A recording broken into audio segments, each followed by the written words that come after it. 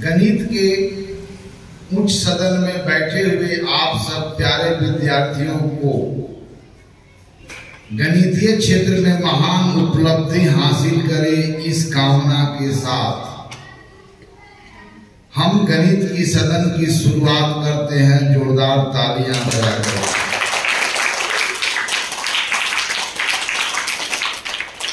नियमित रूप से आयोजित इस सदन में हम गणितीय अवधारणाओं के बारे में विस्तार पूर्वक मिलकर चर्चा करते हैं।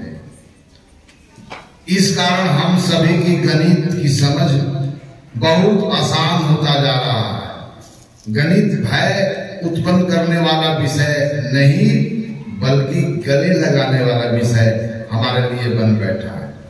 इसलिए आज का सदन, रोज का सदन महत्वपूर्ण है, लेकिन आज का सदन विशेष महत्वपूर्ण है कि हमारे विद्यालय प्रबंधन समिति के अध्यक्ष हमारे सामने आज बैठी हुई हैं और उनकी भी इच्छा थी कि गणितीय सदन में हम भी भागीदार बने और अपने बच्चों को अपनी आंख से देखें कि गणितीय सदन में वो करते क्या है।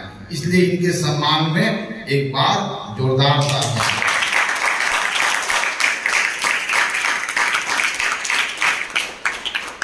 बिना समय गवाए हम संसद की शुरुआत करते हैं, संसद में होने वाली विषयों का घोषणा करते हुए। तो आज इस सदन में आपके साथ जिन विषयों पर हम सब मिलकर चर्चा करेंगे उसको बोर्ड पर लिख दिया गया है। तो आज क्या चर्चा करने वाले हैं? Problem based on ratio and direct variation, ये दोनों चीजों को ले रहे हैं ना। अर्थात हमारे पास समस्याएं होगी, वो रेशियो पर आधारित होगी या दो राशियों के बीच अनुक्रमानुपाती विचरण पर आधारित होगी। तो आइए आप सीधा सवाल लेकर के आए और आप उसको खुद ही बनाएं, लेकिन मैं गाइड करूंगा। यदि कहीं गलतियां करेंगे तो मैं आपको इशारा करूंगा। तो आइए रेशियो और प्रोपोर्शन पर आधारित या रेशियो वेरिएशन पर आधारित जो भी सवाल हो क्लास 6 से 8 में उसको लाया जाए प्लीज। चलिए, आप कल सवाल लाई थी ना, दिखाई थी ना? अरे तुमने दिखाया था ना, सवाल लाओ।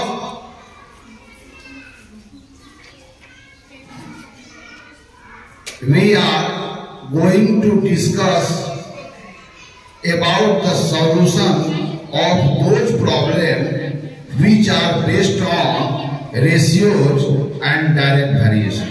Okay? यह सदन इंक्लूसिव सदन है।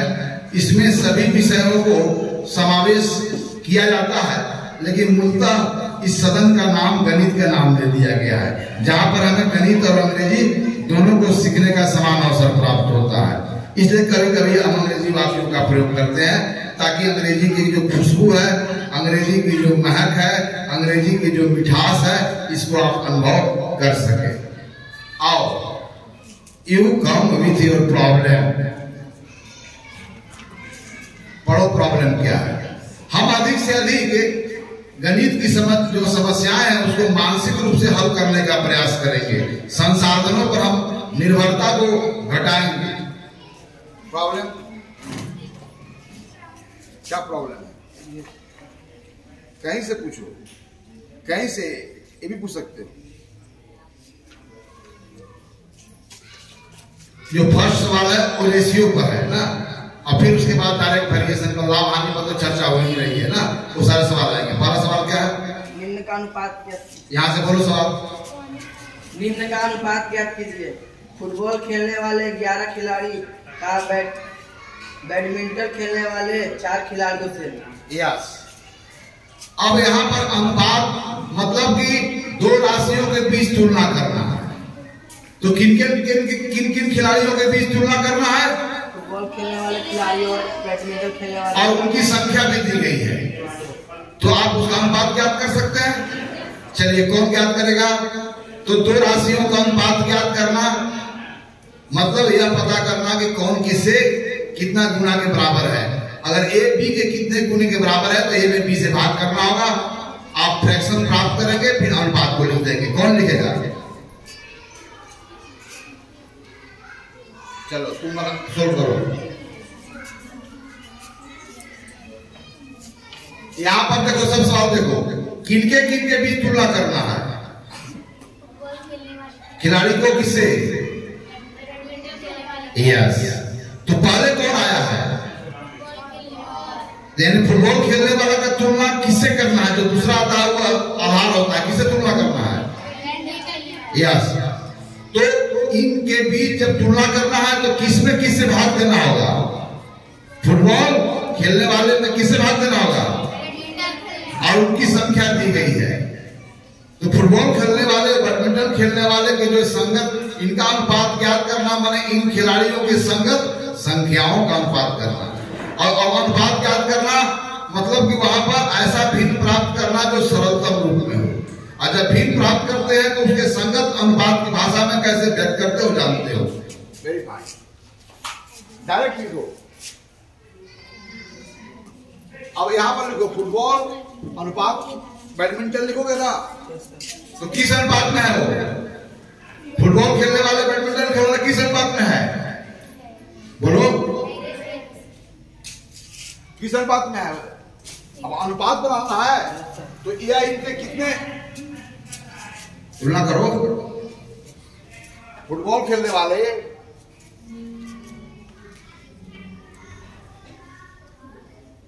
मतलब फुटबॉल खेलने वाले खिलाड़ियों की संख्या अनुपात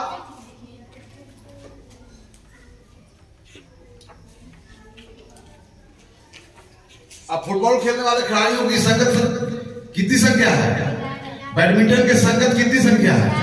तो इनकी खिलाड़ियों की, अच्छा इन खिलाड़ियों की किस चीज की तुलना करना है? इन खिलाड़ियों की क्वालिटी की तुलना करना है कि इन खिलाड़ियों की वजन की तुलना करना है कि इन खिलाड़ियों की संख्या का तुलना करना है? यस, इन खिलाड़ियों के संख्या का तुलना करना है। ठीक है ना? तो उन संख्याओं का तुलना करोगे तो क्या मिलेगा? क्या मिलेगा बोलो? इतना लंबा लिखने की कोई आवश्यकता नहीं है भैया, लिखो ना डायरेक्ट। अनुपात की भाषा में क्या होगा? 11:4। सही है ना? बहुत अच्छा। 11:4 यह बताता है कि दोनों खिलाड़ियों को अगर मिला दे तो दोनों खिलाड़ियों को मिला देंगे तो कुल कितने भाग बन जाएंगे? अगर दोनों खिलाड़ियों को मिला दिया जाए, भिन्न की भाषा में क्या लिखोगे? 11/4 को 11/4 लिखोगे। तो 11/4 क्या बताता है? कि 4 के तुलना में 11 इन्हें बताता है जी। लेकिन अगर दोनों को मिला दिया जाए, इनका 4 भाग उनका 11 भाग, तो दोनों को मिला देंगे तो कुल कितने भाग होंगे? यानी उस राशि को 15 भागों में बांट दिया जाए तो 11 भाग फुटबॉल वाले के लिए है और 4 भाग बैडमिंटन वाले। ओके, थोड़ा सा देख लो, इस बात को ध्यान देना। ए अनुपात बी अगर 11/4 दिया हुआ है तो आपके पास क्या क्या इंफॉर्मेशन है? ए जो है वो बी के कितने गुने के बराबर है? ए अनुपात बी, ए का ये वास्तविक वैल्यू नहीं है 11, बी का वास्तविक वैल्यू नहीं है 4। अनुपात बताता है कि दूसरे कितने गुने बराबर है। यदि यह इंफॉर्मेशन से यहां पर दिया हुआ है तब ए बी के कितने गुने के बराबर है? बताओ, बी ए के कितने गुने के बराबर है? ए में हम कितना से गुना करेंगे कि बी मिलेगा, और बी में कितना से गुना करेंगे कि ए मिलेगा?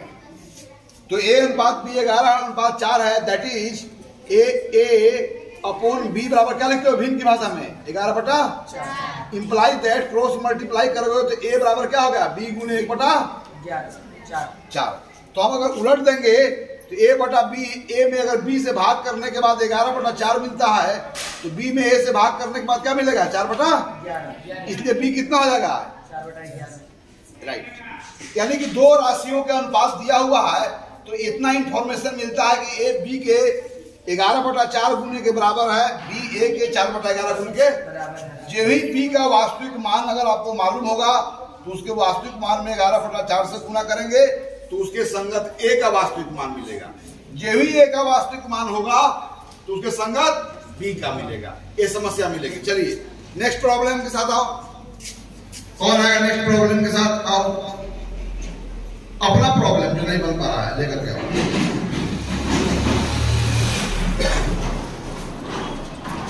सवाल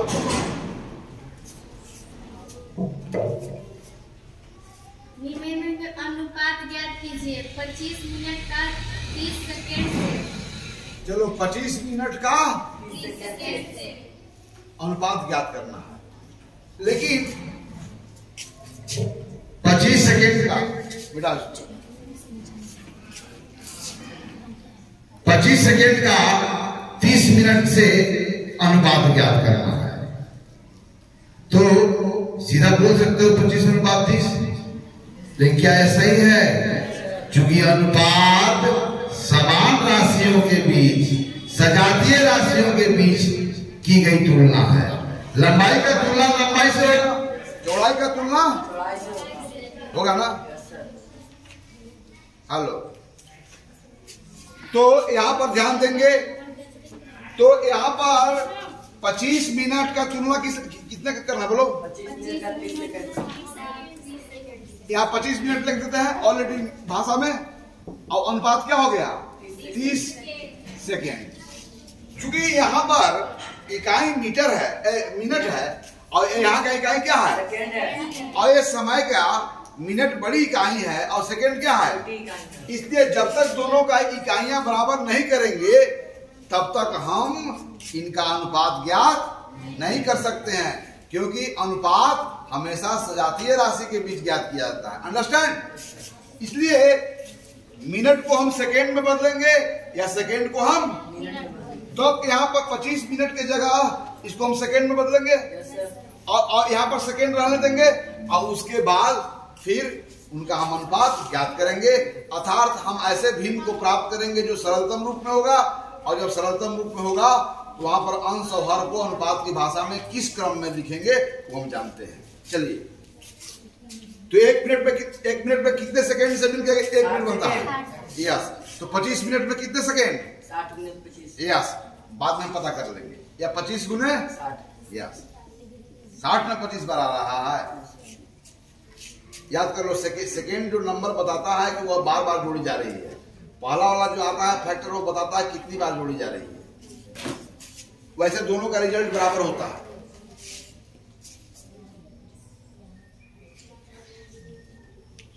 फास्ट करो, यहां पर डिस्ट्रीब्यूटिव लॉ का प्रयोग करोगे तो बहुत तेजी से होगा। चलो ठीक है। अब इसको जहां पर 25 सेकेंड है वहां पर अब कितना लिखोगे? 25 मिनट को जगह क्या लिखोगे? 15 उसी भाषा में लिखो, कंटिन्यू करो उसी को। अब 15 यानी 25 मिनट को 30 सेकेंड से अनुपात बनाना, मैंने 1500 सेकेंड को 30 सेकेंड से अनुपात बनाना। अब चलो अनुपात बनाएंगे तो अब सजातीय राशि हो गई, तो सिर्फ उनके संख्याओं पर ऑपरेशन करेंगे। चलो उनके संख्याओं पर ऑपरेशन करो बराबर करके, क्योंकि अनुपात तो भिन्न है ना, भिन्न की भाषा में लिखो और सरलतम रूप में उसको लाओ। अर्थात उनका एमसीएफ 1 होना चाहिए, 1 के अतिरिक्त किसी से वो दोनों कॉमनली डिवाइड ना हो। यस। चलो नीचे क्या होगा? नीचे क्या है? नहीं, वो तो कट चुका, क्या बचा होगा? 1। तो फिर लिखोगे ना उसका, हाँ ठीक है। अब अनुपात की भाषा में लिखो, बराबर का चिन्ह लगाओ, put sign of equality between them. Yes. तो 25 सेकेंड का 30 सेकेंड से क्या अनुपात है? 50। अर्थात 25 सेकेंड 30 सेकेंड के कितने गुने के बराबर है? बताओ, अभी बताना है। 25 सेकेंड 30 सेकेंड के कितने गुने के बराबर है? जब अनुपात ज्ञात कर गया तो बोल सकते हो कितने गुने बराबर, बोलो। 50। अब 50/1 क्या होता है? 50/1 को क्या कहते हैं? 50 कहते हैं। यानी कि 25 मिनट 30 सेकेंड के 50 गुने के बराबर है। अब 30 सेकेंड 25 मिनट के कितने गुने के बराबर है? अब उल्टा पूछ रहे हैं। 1/50 गुने के बराबर है। Okay, very fine. Next problem. आइए अपने प्रॉब्लम को लेकर, you come with your own problem and you try to solve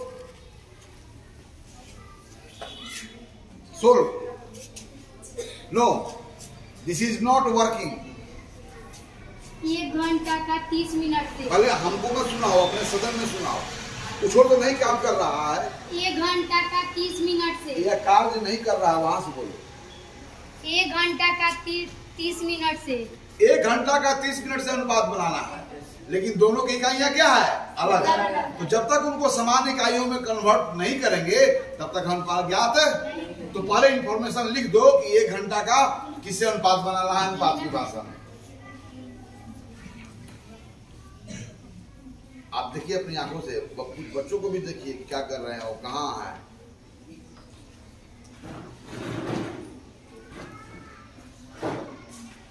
आपके अध्यक्ष सामने बैठे हुए आज आपको देखने आए हैं कि सचमुच में आप क्लास के अंदर करते क्या हैं। ये हमारे लिए तो बड़ी सौभाग्य की बात है, आपके लिए भी सौभाग्य की बात होना चाहिए।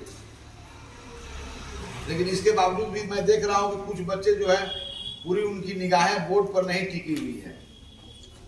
आपकी निगाहें कहां पर होनी चाहिए इस वक्त? आपका मन भी कहां होना चाहिए? तो मन और दृष्टि दोनों सदन में होना चाहिए, बोर्ड पर होना चाहिए जब आपका पार्टनर कुछ कर रहा हो। यस, अब अनुपात की भाषा में लिखो भैया। 1 घंटा और 30 मिनट के बीच में डॉट लगाओगे ना, अनुपात की भाषा में लिखोगे, मतलब वो अज्ञात करने जा रहे हैं। अब बाद में वाट का चिन्ह लगा दो। तो प्रश्न हो गया, गणित में हर चीज को संकेत का प्रयोग करके बहुत ही संक्षिप्त तरीकों से कहने का परिपाटी है ना। यस, लेकिन क्या हम अनुपात ज्ञात कर पाएंगे? मेरा माय फर्स्ट क्वेश्चन। यहाँ पर राशियां जो है, पहली राशि को दूसरी राशि से अनुपात ज्ञात किया जा रहा है, जहां पर पहली राशि का इकाई क्या है, दूसरी राशि का इकाई क्या है। इस कारण यह सजातीय राशि है कि विजातीय राशि है? तो विजातीय राशि के बीच में क्या अनुपात ज्ञात किया जा सकता है? तो इसके लिए क्या करना होगा, इनको समान इकाइयों में व्यक्त करना होगा। तो क्या घंटा को मिनट में या मिनट को घंटा में बदला जा सकता है? यदि हाँ तो आप बदलें, लेकिन जब आप एक को बदलेंगे तो वहां भिन्न संख्या मिलेगा, एक को बदलेंगे तो होल नंबर मिलेगा, और होल नंबर के साथ क्रिया करना आसान होता है। तो आप खुद ही निर्णय लेंगे कि इसमें से घंटा को मिनट में बदले अथवा मिनट को घंटा। हमारी कोशिश होगी पूर्ण संख्या मिले ताकि उस पर हमें गणितीय क्रिया करना आसान हो और रिजल्ट तक बड़ी आराम से पहुंचे। चलो, तो first you change our into minute, है ना। तो दोनों राशियां का मिनट से जुड़ी हुई यूनिट्स हो जाएंगे। अब फिर जब दोनों राशियां का इकाई बराबर हो जाएंगे तो उनका जो न्यूमेरिकल वैल्यू है अर्थात उनके साथ जो न्यूमरल्स जुड़ा हुआ है उसके बीच हम लोग डिवीजन ऑपरेशंस करते हैं क्या, और फिर उसको हम लोग सिंपलर फॉर्म में लाते, सिंपलेस्ट फॉर्म में, है ना। और तब उसके बाद फिर अनुपात की भाषा में लिखते हैं।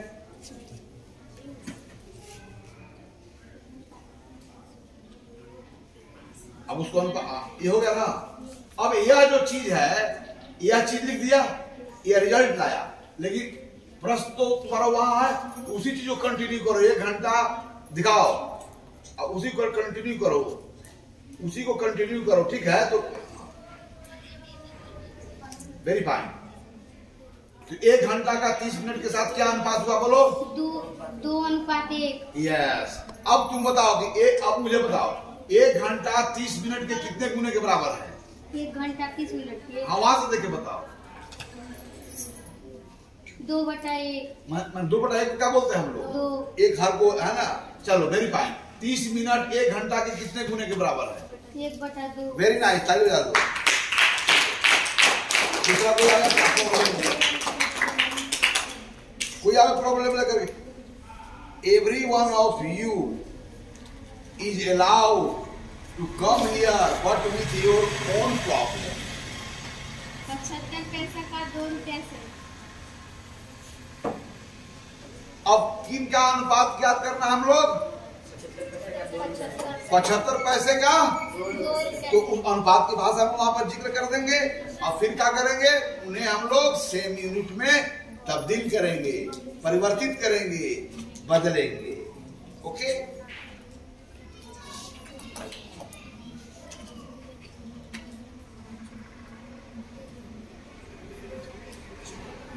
जानते हो सबसे अच्छा आप रुपयों को पैसे में बदलेंगे कि पैसे को रुपए में बदलेंगे?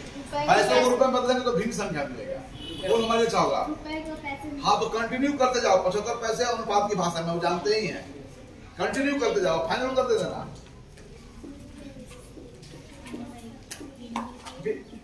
ये क्यों लिख दिया बे?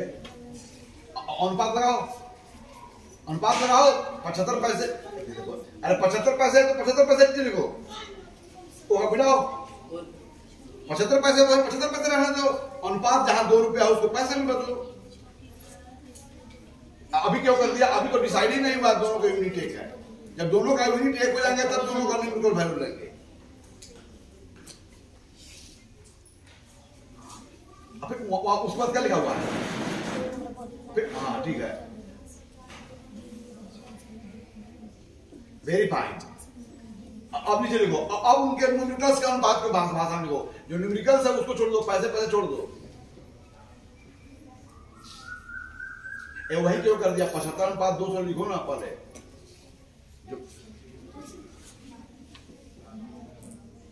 अब बराबर लिखो, बराबर भिन्न की भाषा में, और फिर अंतिम अनुपात की भाषा में लिख देना।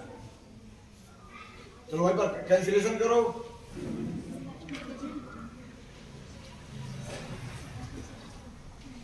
अभी और डिवाइड होगा कि नहीं होगा? किसी यूनिट प्लस पे 0 5 हो तो 5 से डिवाइड होता है, 0 तो 5 से डिवाइड होता है। रूल का प्रयोग करो, 5 के डिविजिबिलिटी रूल को। यस, बराबर लिखो, बराबर बराबर, हाँ यस, ओके। चलो 75 पैसे 2 रुपए के अनुपात बनाया तो क्या मिला? 3 अनुपात 8। तो अब मुझे बताओ कि 75 पैसे 2 रुपए के कितने गुने के बराबर है? 3/8। 3/8 गुने बोलो। 3/8 गुने। और 2 रुपए 75 पैसे के कितने गुने के बराबर है? 8/3 गुने। चलो इसी भाषा का प्रयोग कर घोषणा करो कि 75 पैसे 2 रुपए के कितने गुने के बराबर है? 2 रुपए 75 पैसे कितने गुने के बराबर है? बोलो करके। 75 पैसे। तो बिना देखे हुए आप तो देख ही ली है। 75 पैसे। जोर से बोलो। 75 पैसे 2 रुपए के। 2 रुपए के 200 पैसे के 3/8 गुने के बराबर है। 200 पैसे 75 पैसे के 8/3 गुने के बराबर है। वेरी फाइन, बिठा दो। चलो और कौन आया? आओ, you come here with your own problem and you have to try, you have to solve the problem by your own capacity. I just guide you. कौन आएगा? Any one of you come here with your own problem. I am calling any one of you. कोई और नहीं आएगा? चलो आओ, कौन सा वाले करके आओ? 20 पेंसिल का 2 दर्जन पेंसिल से। चलो, 3 दर्जन। एक किसका अनुपात बनाना है किसके साथ? 20 पेंसिल का 3 दर्जन से। चलो 20 पेंसिल का 3 दर्जन से अनुपात बनाना है तो पहले भाषा में लिखो और तब वो दोनों की इकाइयां में बदलो ना। तो 1 दर्जन कितने के मिलके बने होते हैं? 12। यस, तो दोनों को हम दर्जन को पहले हम लोग कुल इकाइयों में बदलेंगे ना, उसमें कुल वंस कितने होंगे? How many ones does a dozen contain? How many contain मैंने रखना, तो ए डजन कंटेन्स 12 वंस। बोलो, अ डजन कंटेन 12 वन। बोलो, और डजन contains कितने वंस? 12 वंस। तो how many ones does a dozen contain? Dozen contains 12 ones. हुआ जी? मैं जैसे लिखा हूं उसे फॉलो करना ना। राइट, अब उसको fractions, you have to write down the fraction correspond to that ratio, then you have to convert that fraction into simplest form. Yes, very fine. अब तुम्हें इधर के आगे बोलो, 10 पेंसिल 3 दर्जन का 3 दर्जन 20 पेंसिल कितने गुने के बराबर है? बोलो। 20 पेंसिल 3 दर्जन का 3/9 गुने के बराबर है। और दूसरा बोलो। 3 दर्जन 20 पेंसिल का 9/5 गुने के बराबर है। फिर से बोलो, कहीं गलती बोल दिया था एक बार। 20 पेंसिल 3 दर्जन का 5/9 गुने के बराबर है। 3 दर्जन 20 पेंसिल का 9/5 गुने के बराबर है। वेरी फाइन, हो गया। और कोई है? कोई और? यस आओ। एंड या लास्ट प्रॉब्लम होगा, इसके बाद गणित की सदन स्थगित हो जाएगी ना, क्योंकि आप लोगों को खाने का समय भी हो गया है, आप लोग भूख महसूस कर रहे होंगे, इस कारण इस सवाल के बाद आपकी गणित की सदन स्थगित हो जाएगी। लेकिन सवाल आपका और प्रयास भी आपका, सिर्फ मैं मार्गदर्शक की भूमिका में हूं।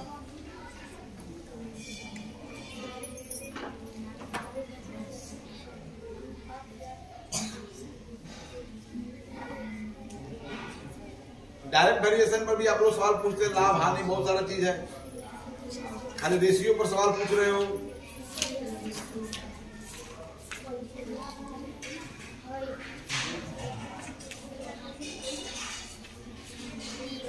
उससे क्यों लिख रहे हो? ये क्या क्वेश्चन इनका, किसको किसका तुलना करना आप लोग?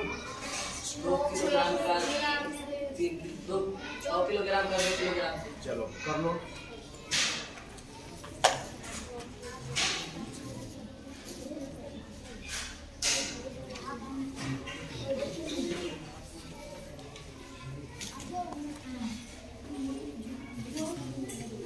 बहुत अच्छा, वेरी फाइन। और डायरेक्ट वेरिएशन पर भी सवाल लाओ, एक सवाल लाओ डायरेक्ट वेरिएशन पर। डायरेक्ट वेरिएशन में सिर्फ यही अंतर है कि वहां पर 2 रेशियो के बीच बराबरी का संबंध होगा। तो लाओ,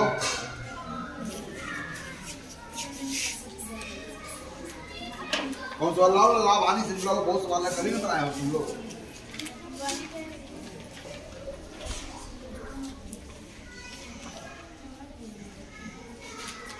हेलो लो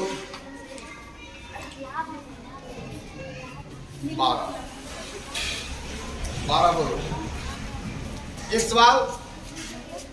सवाल जो है बनाने जा रहा है, जिसमें आपको रेशियो, 2 रेशियो, उसमें बराबरी का संबंध, आधार, डायरेक्ट वेरिएशन का सवाल है, और उसमें एक राशि को दूसरे राशि में तब्दील करना होगा। मतलब 3-4 कॉन्सेप्ट को एक साथ उसमें यूज करके उस सवाल का हल किया जाएगा। एक दुकानदार पुस्तक की 300 प्रति 15% लाभ पर बेचता है। यदि एक पुस्तक का क्रय मूल्य 48 रुपए है तो पुस्तकों का विक्रय मूल्य ज्ञात कीजिए। चलिए बताइए क्या है, आप लोग पढ़िए एक बार, सवाल क्या था?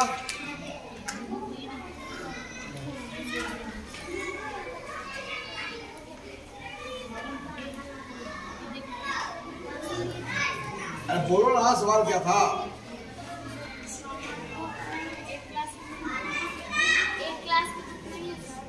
नहीं बुक है, कि किसका सवाल है? तुम 8 क्लास के छात्र नहीं हो? 8 क्लास का कौन छात्र है? तुम लोग बुक लाना चाहिए ना यार। तो तुम लोग पीछे हो, इधर आओ ना, तो निमंत्रण दो।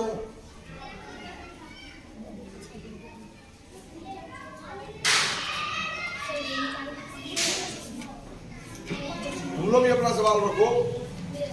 तो ज्वाइंट क्लास है, 6, 7, 8 कोई भी आप ला सकते हो। रेशियो प्रोपोर्शन जो सवाल आधारित होगा।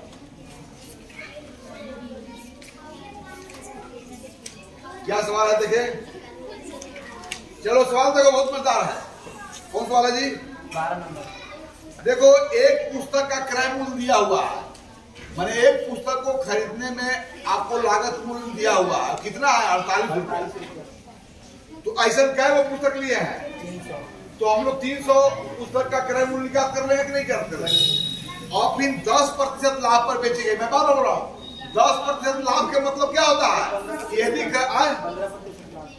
हाँ, तो 15% लाभ का मतलब क्या है? यदि लागत मूल्य कितना हो तो कितना पर बेचा गया? 115 रुपया। अर्थात लाभ 15 रुपया। 15% लाभ का मतलब, फिर एक बार बोलो, यदि क्रय मूल्य 100 रुपया हो तो लाभ 15 रुपया। बोलो, यदि क्रय मूल्य 100 रुपया है तो लागत हम 15% लाभ का मतलब क्या हुआ? 15% लाभ में 2 राशियों के बीच तुलना की गई है, तो 15% जो है एक भिन्न है और भिन्न एक अनुपात है। तो 15% लाभ में किनके और किनके बीच में तुलना की गई है? लाभ और क्रय मूल्य के बीच में। अगर हानि प्रतिशत है तो किसके बीच में तुलना की गई है? यानी कि हमेशा तुलना किससे होता है? तो 15% लाभ के मतलब यह बता रहा है कि लाभ यदि 15 रुपया है तो क्रय मूल्य कितना होगा? 100 रुपया। बोलो, यदि क्रय मूल्य 100 रुपया है और लाभ 15 रुपया है तब कितना में बेची गई होगी? बोलो, तो 115। इसका तो 15% लाभ का मतलब यह है कि यदि क्रय मूल्य 100 रुपया है और लाभ तो उसके संगत कितना है लाभ, तो उसके संगत विक्रय मूल्य कितना होगा? यह तीनों सूचना है। यानी कि लाभ प्रतिशत दिया हुआ है तो क्रय मूल्य 100 पर लाभ भी मालूम है और उसके संगत विक्रय मूल्य भी मालूम है। अब मुझे फिर बताओ, 15% हानि का मतलब क्या हुआ? कि यदि क्रय मूल्य तो हानि तब उसके संगत विक्रय मूल्य कितना रहा होगा? 50 रुपया। जोर से बोलो। 85 रुपया। तो यहाँ पर लाभ प्रतिशत और हानि प्रतिशत भी दो राशियों के बीच अनुपात है, लेकिन वो प्रतिशत के रूप में व्यक्त है ना। तो जो भी आपको 15% लाभ है तो यहाँ पर यह लिखना है। यानी कि लाभ का तुलना किससे? बोलो। हानि का तुलना किससे? विक्रय मूल्य का भी तुलना किससे? याद रखना। चलो सुनाओ। तो 300 पुस्तक का क्रय मूल्य निकालो। लो सवाल। तो 48 को एक पुस्तक का मूल्य 48 रुपया, तो एक पुस्तक अगर 300 बार आया तो 48 भी कितनी बार आएगा? तो 48 को 300 बार जोड़ेंगे तो गणित की भाषा में क्या लिखेंगे? 48 को जब अपने आप से 300 बार जोड़ेंगे तो गणित की भाषा में क्या लिखेंगे? 300 गुना 48। Very fine. यानी कि पुस्तकों की संख्या अगर बढ़ गई तो उसके संगत मूल्य भी क्या हो गया? तो यहाँ पुस्तकों की संख्या और उसके संगत मूल्य के बीच में कैसा विचरण हो रहा है? डायरेक्ट वेरिएशन है। ओके, अगर यह 300 गुना हो गया तो उसके संगत मूल्य भी क्या होगा? 300। Very fine. अब चलो, अब यह क्रय मूल्य के संगत तुमको क्या निकालना है? विक्रय मूल्य। यानी कि इतना रुपया जब हमने पूंजी पर लगाया होगा और वहां पर रेट दिया हुआ है 15% लाभ, तो इस क्रय मूल्य के संगत विक्रय मूल्य क्या है यह पता करना है। लेकिन 100 के संगत विक्रय मूल्य तो पता है क्योंकि दिया गया है। यहाँ पर लिखोगे दिया गया प्रतिशत लाभ प्रतिशत बराबर। तो लाभ प्रतिशत में कौन कौन राशि का वैल्यू मालूम है? क्रय मूल्य का वैल्यू 100 के संगत लाभ कितना है? बोलो 15। और क्रय मूल्य 100 के संगत विक्रय मूल्य कितना है? एक विक्रय मूल्य 115। अब 15% हानि, तो यहाँ क्रय मूल्य 100 है तो उसके संगत विक्रय हानि कितना है? हानि 15%। और तब विक्रय मूल्य कितना होगा? 50। समझ रहे? यानी कि क्रय मूल्य से 15 रुपया कम पर बेचा गया तो हानि हुई और क्रय मूल्य से 15 रुपया अधिक पर बेचा गया तो लाभ हुआ। तो क्रय मूल्य से जितना अधिक पर बेचा गया वही लाभ है। हो गया। तो इसका मतलब क्या होता है कि यदि क्रय मूल्य 100 रुपया तो लाभ कितना? लिखो। इसका मतलब ही होता है कि यदि क्रय मूल्य 100 रुपया तो लाभ, यहाँ पर देखो जरा, यहाँ पर लाभ प्रतिशत का मतलब होता है डियर कि लाभ और क्रय मूल्य का अनुपात दिया हुआ है और यह अनुपात किस रूप में है? 15/100। जो भी यह दिया है इंप्लाइज दैट लाभ 15% है, तो इंप्लाइज दैट यहाँ पर लाभ और क्रय मूल्य का अनुपात क्या है? 15/100। ये भी यह इंफॉर्मेशन है। यानी कि 100 रुपया क्रय मूल्य है तो लाभ कितना है?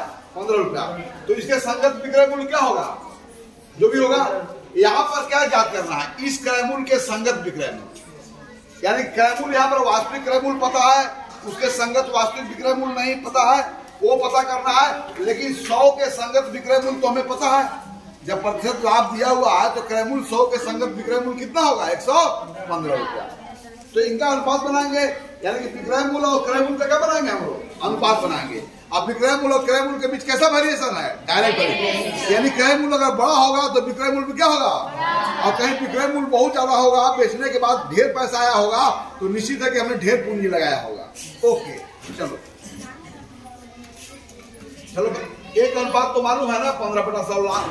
तो अब विक्रय मूल्य क्या करो, लाभ क्रय मूल्य, तो क्रय मूल्य 100 रुपया, तो लाभ कितना लिखोगे? लाभ 15 रुपया। हाँ लिख लो। तो विक्रय मूल्य कितना लिखोगे? 115 रुपया। हाँ तो लिख लो।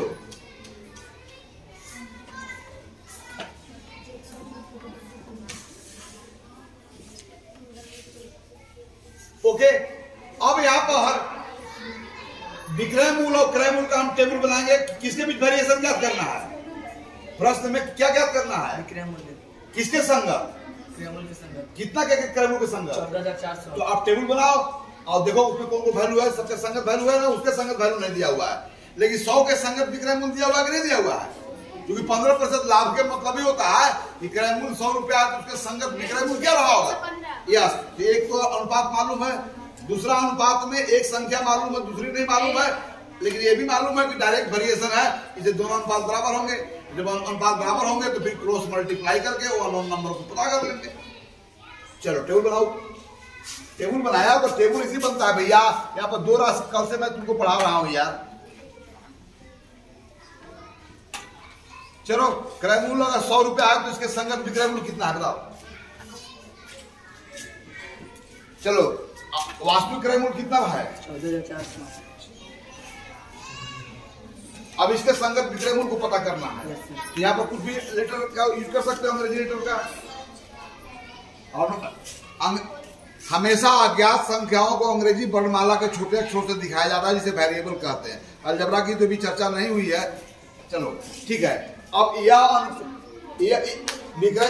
अनुपात और यह अनुपात क्या होगा? बराबर होगा, क्योंकि विक्रय मूल्य डायरेक्टली प्रोपोर्शनल टू क्रय मूल्य। यहाँ पर चूंकि विक्रय मूल्य डायरेक्टली प्रोपोर्शनल टू क्रय मूल्य, चीन का लगाओ, होगा ना जी? विक्रय मूल्य बी मूल्य इज डायरेक्टली प्रोपोर्शनल टू, चीन लगाओ, क्रय मूल्य।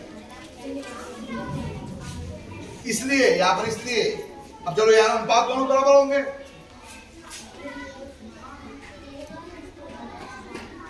एक कैलकुलेशन करना है और इस प्रॉब्लम के साथ आपकी गणित की यह सदन स्थगित होगा। इसके बाद आप मध्याह्न भोजन को पाने के लिए आप जाएंगे। देखो हेल्प करो।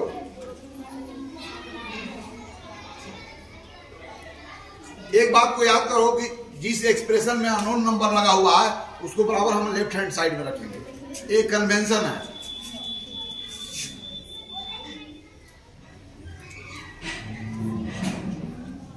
और उसको कितना बराबर लिखेंगे? अरे ये एक्सप्रेशन कितना बराबर होगा? अरे ये पूरा वैल्यू कितना बराबर हो जाएगा? 44 बराबर हो जाएगा। किसके बराबर हो जाएगा? किसके बराबर होगा? x के बराबर। चलो अब ये वैल्यू कितना हो गया? 115 ये डायरेक्टली x बराबर। अब गुना करने की बात रह गई, इससे प्रोडक्ट क्या कर सकते हो? तो यह जो प्रोडक्ट होगा वो क्या होगा? 14,400 जो क्रय मूल्य है उसके संगत क्या होगा? तो जल्दी से कर सकते हो। ये प्रोडक्ट क्या कर लोगे ना?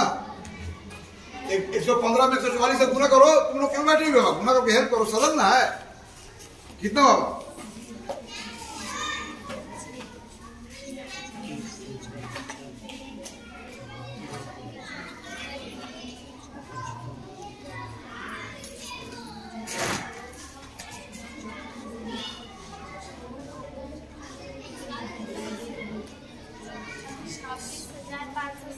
ए 26,560।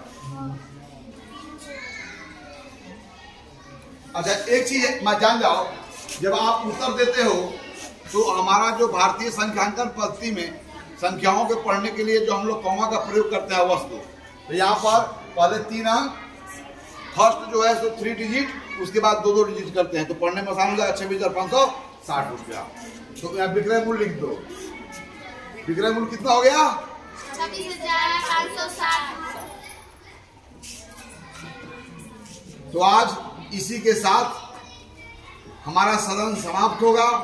फिर अगले सदन में हम डायरेक्ट वेरिएशन पर भी चर्चा करेंगे और वहां पर इनडायरेक्ट वेरिएशन के बारे में हम चर्चा करके फिर उससे जुड़ी हुई समस्याओं का हम लोग समाधान ढूंढेंगे। आज यहीं पर आपकी सदन समाप्त होता है।